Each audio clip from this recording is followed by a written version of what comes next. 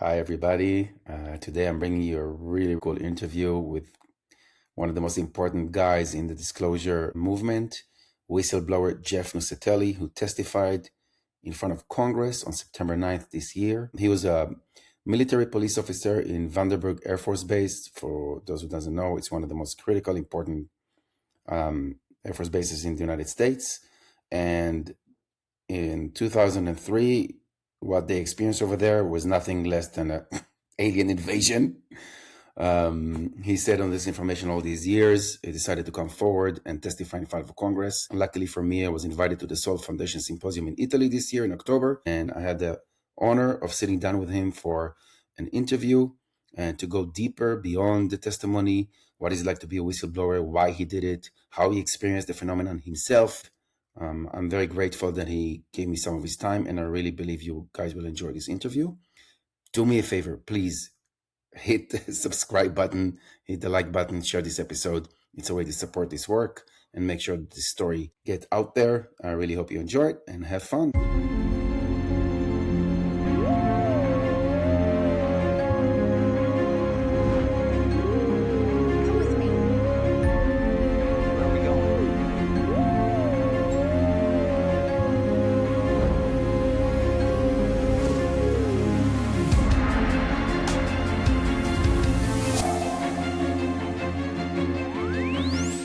My name is Jeff Nuccetelli. So I was active duty Air Force for 16 years, military police officer.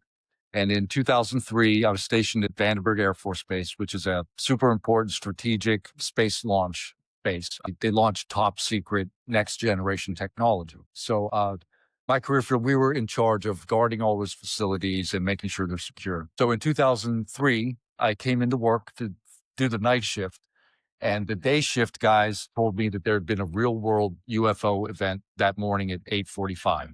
And, at first I thought maybe they were joking, but very quickly I realized it was dead serious. World UFO? A real UFO, real world. What does that mean? That means not like an exercise, not like they were playing around. It means we really had a UFO show up to the base. So I went up to the command center, got the full story. And what had happened was we had 3 Boeing contractors working on a national missile defense projects. This was a top priority of the Bush administration. This was going to be a game-changing technology for the war on terror. And so what happened was these contractors were working on site. They come outside, and there's a gigantic 100-meter red glowing square hovering right over the launch pad. So they're looking at like, oh my God, what is happening? They report it to the command center. And then we respond. My friends went out to mitigate the threat and investigate. And the object flew further onto the base. You get them too? I wasn't there in the morning, but they were telling me this later. So they went out, investigated. The object had disappeared somewhere on the base. They got statements from the contractors. They found the investigation said nothing on radar, no balloons, no helicopters or aircrafts. Right. So then I come on duty for the night shift. And then around 1 a.m., radio transmissions come in from another space launch site. And they're like, hey, we've got a weird light. Looks like it's approaching from the ocean, is acting strangely, moving erratically. So I jump in my patrol car. I start to respond. We all go on alert. And then all hell breaks loose. And people start to scream over the radio. They're like, oh my God, this thing is coming right at us. It's coming right for us. And now it's right here. It's right over our heads. And it's just chaos over the radio. People are terrified. And then they say it shot off. It flew away. So I get out there, talk to everybody. And again, same thing. This gigantic building-sized UFO flew right up to the launch pad, and 5 witnesses saw it. And then it flew off at impossible speed. Did anybody take pictures? Video? No, there was no pictures or video. And this kept playing out over the month of October. And then one of them landed on the base. Another friend of mine witnessed the landing. And then after that happened, after the landing, it only landed for like 5 seconds or 30 seconds, and then it shot off. But wasn't it like really big? It was huge. So how did they have a place to land? It landed on our flight line. On the flight line? On the flight line. Okay. So this is kind of one of the most serious incidents you could have on an Air Force base. You cannot have unknowns violating your airspace. I was Israeli Air Force myself. Right. So right? That is a no-go. It is our job to mitigate that threat. So after that, the tone changed. And then they started...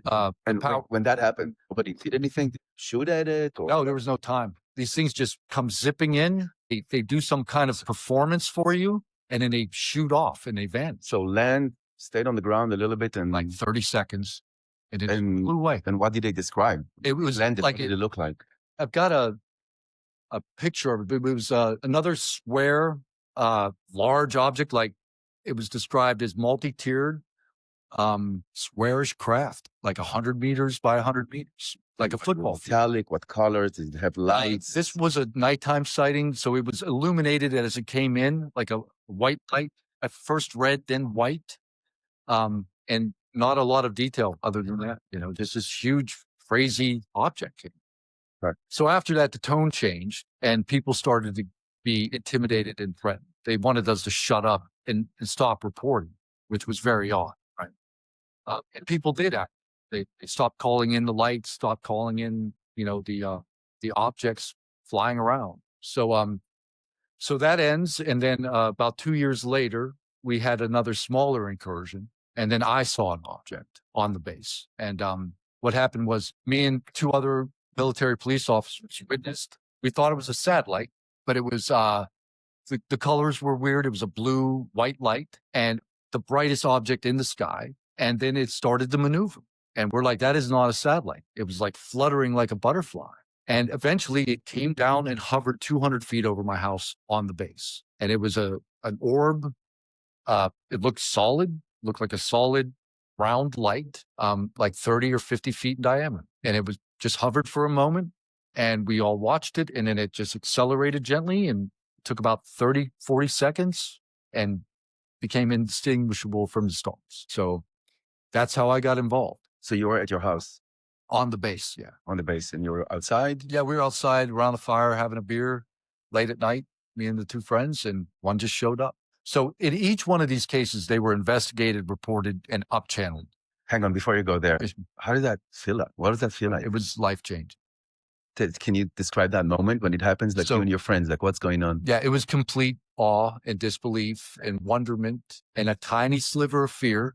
But it was a positive experience. It was beautiful and it changed my entire, I had to rethink everything that I thought. Can you tell me more about that moment and what you saw and how it made you feel and your friends, like the interaction between you guys? Because you're basically describing, you know, every ufologist's dream, right? I want this to happen to me. Yeah. I mean, I'm a little nervous. Yeah. Well, the thing was, it was easier to process because I wasn't alone. So I had my friends with me. Right. And, but it's hard to describe the feeling. It went from excitement to confusion to a bit of fear to elation and then just real awe. Like I was in awe. My brain kind of shut down and I was just in the moment, not believing it was happening, but knowing it was real. I kept looking at my friends like, is this happening? And they're like, yeah, this is happening. You know, it was a dream come true. So it profoundly changed my life. And me and those people have never stopped talking. And when was that again? 2003. So it's been like 22 years. So no phones that you can pull out or? No, back then we had flip phones. Yeah. And it never entered my mind to try to even record it. Which is interesting because I've heard that before from people who saw things, you know? It never just entered my mind. It was just stay in this moment, like pay attention, don't be distracted. So for me, the whole experience was beautiful and enlightening and, you know, life-changing in a positive way. Were your friends sharing that? Yeah. Did you the same way? Yeah, we all had a very beneficial experience. Did you feel any communication, No, nothing like that. You know, no, it's just standing there looking at something that's not supposed to be real, you know? I know. Yeah. Yeah, I've seen 3 orbs myself when I was in the Air Force. Oh, really? Yeah, and they were flying in formation. I had pretty high security clearance, maybe not the top, but pretty high. And I was like, I have no idea what this is. This is weird. I didn't think aliens. I didn't know. Right. But then the next day, my commander was an F-16 pilot, was talking to the commander of the base, was also an F-16 pilot. Yeah. And they were talking about dogfighting a UFO the day before. And I was like, the fuck? So I come in, I'm a private, right? And I'm like, what did I saw yesterday orbs? Like, what? And he said, yeah, this flying saucer was dogfighting with me. And we were like playing with each other and then disappeared. Okay, that's an interesting coincidence. And then you tell me, fuck off, because it was a pilot. Exactly. Yeah. But yeah, so yeah, I still think about it. It was like 30 something years ago. Yeah. Yeah. So I can't imagine like never leave. Something like that hovers above you. Yeah. Like that. So it was positive. It was positive. Okay. And then what happened? Well, then that was the last thing in the Air Force because I got out about 2 years later. Yeah. And then the important thing with those incidents, I kept the paperwork, because we were generating reports, police reports, witness statements, and I had the whole file. And that's what I was able to turn into Congress. So I had proof, so that's why my case was important. And that's why, I was asked to be in the hearing. And how did that happen? What were the steps for you getting there to Congress? So I got involved in this back in 2023, before the first hearing with David Grush and Ryan Graves and David Fravor. And I had already met with Congress, I'd given Congress a mass briefing. So how I got involved, I found Ryan Graves' podcast and I started watching it because I'd had all this documentation for all these years. And you never did it? I didn't know where to go with it because some of the information was personal protected information, like people's social security numbers and things. And I thought about trying to get it out to like a journalist or maybe somebody in the government, Congress. So just so I'll get this straight. So you go through all this stuff. You have it documented as your part of your job as a police, military police. Right. And then, don't you have a boss to report this with? It was all reported. So you just passed it about to the chain of command up? Yeah, we passed it up. No guidance came down on how to handle the UFOs or mitigate the threat. Nothing. So you passed it up and nothing happened? Yeah, we would send information up every time it occurred and nothing came down. No guidance on what to do, what measures to take. Weird. Which is weird. So what obviously you had colleagues, friends that know about this, right? It wasn't like the talk of the base? It was, yeah. When these things happen, like our flight is like a platoon. We'd had 80 people on duty hearing this play out, and you might have 30 people that see it, at one time. So it was not like this is not happening. Everybody knew these incursions were occurring, But it was like, okay, if you see them, call them in. Let us know. Keep eyes on the sky. There was no guidance at all. So you're sending all this information and you leave the Army at some point? I left the Air Force in 2009. And then I didn't know what to do with the paperwork. But it was important to you. It was important. It was a treasure. Yeah, it was like I've got proof that UFOs are real, And then Did you try to do more when you were still in service about this stuff? Not really. Because we were at war, and we just went back to work. Every time these events would happen, they would show up, we would respond, they would fly away, and then we would talk about it, and then we'd have to get back to work. We had a job to do. We had to secure the base. We had building checks to do and car crashes to respond to. Trying to think like what that's like for people who are on the base, knowing that these things happen, and nobody's doing anything about it, and they're not being told what to do or how to behave around it. Yeah. To just people move on with their lives and pretend like most people did. Some people took it hard because they felt sort of betrayed, like what are we supposed to do? Like, why doesn't the public know about this? Why aren't we telling the public that we're running into UFOs? Are they dangerous? What are they doing? Are abductions real? Like, there were people that really wanted answers and nothing came down. It was just a mystery. Like, you've seen something bizarre and now you have to try to integrate that back into your life, And do people have like theories? Do they talk about it in the water fountain? Here at night? What do you think this is? Is it China? Is it Russia? Is it aliens? Yeah. What? Is it part of the lore of the base? Yeah. People make fun of it? Do they use humor to wrap their minds around this stuff? Yeah, all of that. All of that. And nobody knows what it is. It's just we endlessly speculate, And there's you have chain of command, right? Mm-hmm. And do you go to the general that's actually friendly to you and ask him, hey, Joe, what the fuck's going on? I've tried to do that throughout the years. But most people didn't know. Even the base commander, I never talked to him, but I don't think he knew what to do. So everyone that you tried talking to, nobody knew what the fuck's going on. They didn't know. That's really so weird. It was so bizarre, because we'd already been at war for 3 years. And it's like, we cannot defend our base against this. Like, there's nothing we can do. We're completely vulnerable, And what do you guys think, you and your friends, when you talk about this stuff? You think it's aliens? It's deeper than that. I don't think it's that simple. I don't think it's just aliens I think that, that reality is strange and mysterious and more wonderful than we can imagine. And sometimes I think that our human bodies can basically limit the amount of information coming in, right? So our eyes only detect like 2% of the light spectrum. So Right. our senses are limiting factors. And I think we're surrounded by energy and life forms. And it's something like if we were able to build something like a microscope, you look into a drop of water and you find out it's full of life. Yeah. Right? Mhm. I think the universe is full of life. It's just most of it is around us all the time. We just can't see it. We don't know it's there, just like bacteria. We don't see bacteria, but it's there. Yeah. And I think it's something like that. And I think it's a multitude of things. Could be aliens coming from a planet, but it's not only that. Right? I know. This has just been like the zeitgeist in the last year, right? If you want to know the phenomenon, you got to understand consciousness. Yeah. Jacques Vallée is talking about, how do they call it? Interdimensional beings, maybe sharing the planet with us. And that's what we're trying to get to. That's what disclosure is about for me. We know the government knows more than they're going to tell the public. And we want to know the truth. Like reality is classified.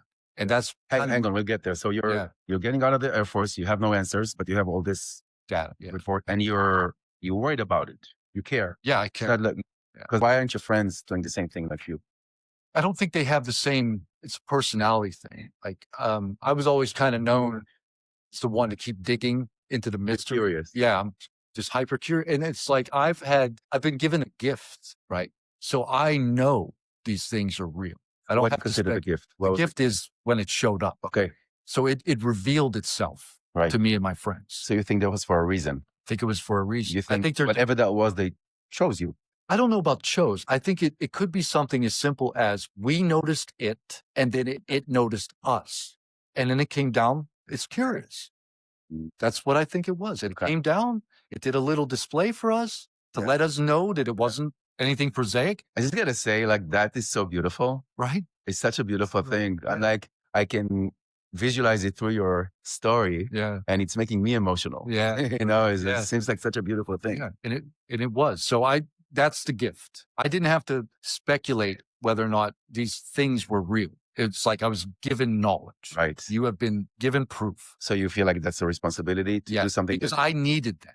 The whole time those incursions were happening and I'm running around in my patrol car, I never saw it. I would get there and it's already gone and everybody's telling me. And I'm like, I wanted to see one so bad, but I never did. A couple years go by and these things keep happening here and there. And I'm like, never see it. And then it came, so that was the gift. And that's why I feel like I have a responsibility. That's beautiful. For my friends. Yeah. Okay. So you leave the Air Force? Yeah. You're sitting alone this information? Yeah. And that's when, so I went back to normal life for a while, because getting out of the military is stressful and uncertain and you have to build a new life and career. And so I didn't think about it for a lot of years. And you're married, you have kids? Yeah. And, I was busy. I was building out my own business, going to grad school. So life got busy, but it's always there with me. Like I never forgot about it. It's always in the back of my mind. And then when I would have time, I started doing research, historical cases, reading books, really getting into it, trying to do some research to figure out what it is. And did that for years, but never got anywhere. I'm like, and then in 2017, the New York Times article came out. And I remember the day it happened. I was sitting in my office in Brooklyn and watching Joe Rogan and, after the article come out and I couldn't believe it. I'm like, okay, it's happening. We've got some whistleblowers that have come out and I was just so excited and I was waiting, for the flood. And then the flood didn't come. I thought all these people like me were going to be like, yeah. And that didn't really happen. So, which is fascinating by itself, by the way. I'm still questioning because I'm in shock still after your thing showed up. I was like, okay, now it's going to happen and nothing. Yeah. I'm not surprised by Israeli media because they're busy with Gaza and all that stuff, but the world, like how is that not main headlines? And that's what I've been hearing here. Everyone I've spoken to from Sweden, Germany, all over, they said that none of those hearings were put on the media in any of their countries. Nobody knows that there were hearings that we're talking about UFOs. That is insane to me. And I'm wondering if it's by accident or by design. And who knows? Who knows? Yeah. Okay. So you're seeing the article in the 2017. Yeah. So I was like, nothing okay, happened. Here we go. Yeah. And then I got really excited and I felt like I need to act. And that's when I really started to reach out to journalists and people that I trusted and some podcasters. And I'm like, I've got information. I don't know where to go with it. because at that point, the government didn't have Arrow, or I had no access to Congress, and I couldn't get any traction. Everybody ignored me. And then I'm like, I don't know what to do, and I just went back to life, and I'm doing my research. And then I found Ryan Graves, and I'm like, okay, here we go. It's happening now. Military people were coming out with valid stories. So I reached out to Ryan. He got back to me and told him my story. They did some vetting. They found out, okay, I gave them all my military paperwork, to prove who I was. And then things happened quickly after that. I ended up doing a mass briefing with Congress, like online, and their staffers. I told them about the incident. I provided the paperwork. Who was the main congressman behind that one? Who was that? Which administration was it? That was under the Biden administration. I don't remember who was the lead Congress. What was which committee or which context? It was not really a committee. It was, they had set up these interviews. So they had a panel of like, I don't know how many, there was like 20 or 30 congressmen or their staffers on this video call. And they had lined up me and a bunch of other military witnesses from the Navy, Marines, to all brief Congress. So all people about had, the phenomenon. Yeah. So okay. All these people had gone to like Ryan Graves or other people and been vetted and had information. So that's why we were talking to Congress. That got Congress really interested. They're like, okay, there's something here. And then I ended up speaking with Arrow and the FBI. I provided them with the documentation. They opened the case. And then not long after that, the first hearing happened. And I was hoping to be in that hearing, but I was there in spirit because they discussed my case in the first hearing. So that was in the congressional record. And then it's taken a few years, but what I've been doing is gathering other witnesses and whistleblowers. And we've got a large group now that are ready to come forward. But before they can, we need to make it safe because we're not safe right now. So that's what we're working on now. We're going to try to put some pressure on the government to pass some real legislation to protect us, gather resources, and then we can start walking people out that have the answers we want about these reverse engineered craft and crashes and bodies. Those people can't talk until we make it safe. Okay, so you're doing that first thing. Mm-hmm. What is the fallout after that? Basically, I just became known in the community and I started to network. Which community? The UFO community, like UFO world, right? So that's what I've been doing kind of low key behind the scenes for the last couple of years is networking and gathering resources and information. And then we had the hearing and I was selected, to testify. So that's what happened.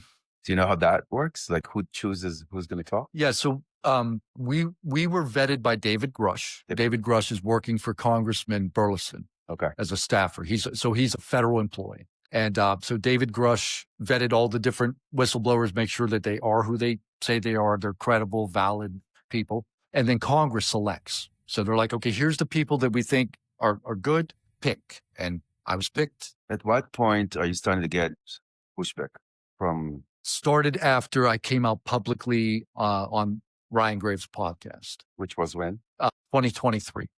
Not long after the hearing. So we're talking negative things. Silence. First thing that you remember. Because until that point, it sounds like you're just some guy living who got out of the military with some pretty incredible stories and evidence to back it up. And you're living your life and you sharing your story because you want to do the right thing. You think it's important. Yeah. I mean, you think it's important because you think of national security, you think of humanity. Primarily, national security is an issue, but it's primarily that I think humanity has the right to know we are not alone. Okay. Right. Yeah. Do you think that knowledge will make humanity better? Yes. Okay. I hope. Yeah. I hope. That's what I think. Yeah. That's like my motivation to bring this to awareness. I think we need to try something. Human vibration can go up. Yeah. And maybe we can stop messing with each other if you know that. Yeah. Okay, great. So when things start to go, what's the first negative thing that you're getting? No, I noticed digital surveillance. And this is after the Ryan Graves podcast? Yes, after Ryan Graves' podcast, I started to get all kind of strange digital surveillance, a couple of weird phone calls, things like that, but nothing too heavy. But what do you mean strange phone call? Do you remember the first time you're like, what the fuck's going on? It's probably scary. It is. surveillance? I can't remember exactly how it all unfolded, but the digital surveillance is what we noticed first. Like, how does that look like? How do you know this? You get on your computer and somebody's got control of your, like it's like IT is logged on and they're changing files. They're in your computer? Yeah. And you can moving your cursor. You see your cursor moving? Yeah. What the fuck? That's got to be scary. And you're like, what the fuck's going on? You turn off the computer, you turn it on again, and it's the same thing? Okay. That happened once. That only happened once. Okay. But yeah, me and some of the other guys, we know our phones have been mirrored. So my phone is mirrored. They have my phone. Every call I'm on, they can hear it. Every text I send, they know. How do you know that? I know that from other whistleblowers. Okay. That work in intelligence. Okay, the digital surveillance, you're starting to realize, okay, this is happening. I'm being surveilled. And I expect it. You did? I did expect it. Why? Because it's the pattern. Like by that time, I had known some whistleblowers and got some information on what I was stepping into. So I knew that. Prepared you. When I went out on Merged podcast, I was the most nervous I've ever been in my life. Which podcast? Merged. That's right. Right. Yeah. I was literally shaking. Okay. Yeah. So I knew what I was doing. You were expecting it. Yes. And I also expected the reputational destruction, And did they prepare you on how you deal with this? No, that's the problem. There's no support from Congress. You go out, you testify, and then you're on your own. So that's where me and my buddies right now. We are in danger. So yeah. And that's what I'm going to talk about tomorrow. Yeah. It's about what is actually going on now, what happened leading up to the hearing, and really what we went through. But our lives are in danger. So you're on your own as far as the government, but you and your friends you have like a little community or we have a chat group? So what we're doing now is we have stopped relying on other people to help support and protect us because we've been burned so many times. These organizations come out and they say, okay, we're going to help you guys, help protect you, get you resources, we need legal resources of the highest quality. And that's expensive. We need the best lawyers on the planet because we're fighting the federal government and they have unlimited money and the best lawyers on earth. So that's who we're fighting. Well, how are you fighting them? But what's going on right now? Why? I mean, you already told your story. Right. So why would they mess with you more? Because they don't. What's the next step? The next step is they know we're going to bring out whistleblowers that will break the wheel. And they're trying to prevent us from doing. So we can't do that without legal immunity from the executive branch. We need a president to give us immunity. Because you're breaking... Because national security issues. We are not... Reality is classified and everything relating to UAP are classified. So Okay, so for someone like me, as a journalist and as a guy who loves this stuff, this whole area where the legacy program and the reverse engineering and where the private and the public gets merged is very confusing. Yeah. Can you give me some order or to my readers about what the fuck is going on? So what is going on? Yeah. Well, that's what we're trying to figure out. We don't know why they're retaliating in this. As far as where is the public space intermingling with the private space? And who actually has the reverse engineered craft? Is it Martin Lockheed and Northrop Grumman like everybody's saying? We don't know. And why is that even? So the lore is that because the government is suspect to the Freedom of Information Act, what they did was they took all the UFO technology and they put it in a corporation because you can't FOIA a corporation. Got it. It's private. Okay. They have rights. So that's what happened. They put everything into these corporations that are tied into the CIA and the Defense Department, right? They're contractors for the government. And that's where they can hide because they're not subject to FOIA. They're not subject to congressional oversight. And that's been going on since the 40s? Allegedly. But yeah, we've got it's a coherent story now. It all starts in 47 with the U.S. government, and then that's what leads to now. So have you spoken to other whistleblowers that are scared to come out, that have been in direct contact with all this stuff? Yes. And it's direct contact with the Legacy program. And that's my friend Dylan Borland that testified with me. He was directly involved in the Legacy program. So what happened? Did he see bodies of little green men? No, nothing like that. Jay Strassen said he did. Yeah, Jay may have, but Dylan didn't. Do you know anybody who did? I know Jay Stratton. Did he tell you what he saw? because I saw the movie. You there? Yeah, I'm in. I was in Austin. I was able to get a ticket to that screening. Great, It was yeah. incredible. Incredible movie. Yeah, So I think going to I've make seen it- with my own Yeah. eyes, crafts and bodies. So I've heard that these were Nordic. I'm not Can you sure. confirm or deny? No. So yeah, that's where we're trying to get to. So we have people with information on the legacy program that everyone needs to hear from. But before we can bring them out, we have to make it safe Okay. because they'll either be killed or destroyed before they get there or after. Why do you think, or why do these people think that these people are keeping this a secret? I don't understand, because if it's a private company, their motivation is usually profit, right? So if they're okay, let me ask you this: do you think that the claims of Ross Coulthard that the Tic Tac is Martin Lockheed and some of these, Michael Herrera story? Yeah, I know, Michael. Okay, and then Jake Barber says, yeah, that was us. So is that, you think that's, or do you know that that's true? So there's actually humans operating these vehicles all over the world? I don't know. You don't know. And that's the problem. The people that know are the people I'm talking about, and they won't even tell me. We know who they are and what they were exposed to. They will share that information with other people in this community, the small community I'm talking about. But I don't even ask them to verify. It's that serious until they're safe to do. Do you think humans are reverse engineer and can operate alien tech? It's possible, yeah. But that's the thing. I've talked to people that told me 100%, yeah, Lockheed's got it. I've talked to people 100% that said no. So I don't know. I spoke to someone that told me off the record, someone was in that game, and he told me that he spoke to Alputov, and Alputov told him, yeah, we didn't reverse engineer anything. It's bullshit. And I'm leaning towards that. Yeah. But we don't know. And the thing is, I can't get it around my head. Like if Lockheed Martin did have the technology, why aren't they using it? Why you could go out to the Kuiper Belt and just they could do anything. They could be building out infrastructure on the moon. They could be they could be harvesting minerals from asteroids. They could be wealthy. I mean, they don't have to play games and get contracts. That's what I'm struggling to understand. So I can't wrap it around my head why if a government or corporation had this technology that would change the entire world, that we could go to the moon and back in 2 seconds, why are we doing that? What's the motivation for keeping that secret? I'm asking you. I don't know. You don't know. That's why it doesn't make sense, right? If somebody had that tech, like if Elon Musk, why is he building rockets if Lockheed already can go to the moon and back in 2 seconds? It's weird. Why are we playing around? Why aren't we just exploring Mars? We could be there in 5 minutes, right? Well, if you believe Chaim Eshed from my country, Right. then we're already there. Right. And that's the thing. Like when people like that come out, it makes you take it serious, right?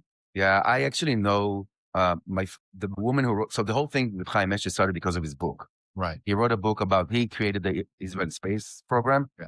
And that was his memoir. And, just at the end, but at the end, the whole alien thing is like appendix, a little it's basically nothing. Yeah. But he when put he it gave in an interview to a reporter, Yeah. the whole thing blew up and the whole world was after him. And the woman who wrote his book is married to my friend. Oh, really? Yeah. So I asked him, like, bro, what the fuck's going on? What is that? And he's like, so he doesn't believe in aliens at all. Okay. So they were shocked when that happened, and he invited them for dinner that night when the whole thing exploded. And they went to dinner, and he was super excited. I mentioned super excited about it. Like, oh my God, the whole world is after me. The book's going to be a bestseller. This is amazing, and they didn't know what to do with it. They were shocked. And he told me that him and his wife thought that it's a publicity stunt. Really? Yeah, that he was just making shit up, which to me doesn't. That doesn't I know. track with his. But here's the weird part. The next day, 180 degrees turn. Refused to talk about it, never mentioned it again, goes dead silent. And of course, the UFO people in Israel think someone made a phone call. Yeah. And told them, shut the fuck up. Yeah. And he Avi refuses said talk to even anybody ever again about this. Yeah. Even On Avi their, yeah. The MUFON they invited him to the MUFON convention this year. He said he was going to come. He didn't show up. He didn't return phone calls. So. Yeah. And that's the thing. We've had Harold Malmgren, who is a historic figure. On his dying declaration was, this is real. And in 47, Oppenheimer and, I was involved. I saw the briefing. The CIA briefed me. This is real. That's the last thing he did before he died. And it's like, was that a stunt? Why would somebody with that kind of historical record and that kind of life sully it for what? Yeah, but now you and I are talking like two ufologists, enthusiasts, right? Right. I mean, Speculate. I'm hoping you have more knowledge than I do to share about this stuff, but you say you don't. Well, I have some, but the thing is, I'm in the same boat almost as everybody else. Like I can't verify this information either. You know, we need, there's a lot of work. So those people that are waiting to come out, that are scared, they know, you think? They know they have pieces of the puzzle. They were exposed directly to the legacy program. Okay. Some names were named in the last hearing. Yeah. Glenn Gaffney. Yes. What can you share about him? What do you know? I think Glenn Gaffney, and this goes back to the conversation with Lockheed Martin. And is it safe for us to talk about him, or are we going to get whacked? I'm already, we're already there, right? Okay. Yeah. I don't know. From what I understand, he's the one that stopped the transfer of the technology from Lockheed to the federal government. So that ties into the Lou Elizondo OSAP program and the Bigelow Aerospace, where they were like, okay, so I guess the way the story is, Lockheed has this tech and they have to secure it and keep it, and they can't do anything with it. And they're just bleeding money out. And they're like, take it back. So Lockheed wanted to give it back to the government. Like, we're just paying millions of dollars to secure this tech and we can't do anything with it. So the deal was made to hand it over to Bigelow Aerospace, and they were going to try to reverse engineer or explore the tech. And that was going to happen. And then Glenn Gaffney stepped in and shut that down. Okay. Wow. Fascinating. And he's a CIA guy, or used to be at least. Any more cool shit you can share that I can't think about right now? I think it's good for now. Yeah. Yeah. Pretty awesome. Thank you so much for your time. Yeah, I really appreciate it, and I appreciate what you do. I appreciate what you do. Yeah. Thanks, man. Appreciate it. Yeah, it's a pleasure meeting you. Thank you. Fascinating stuff.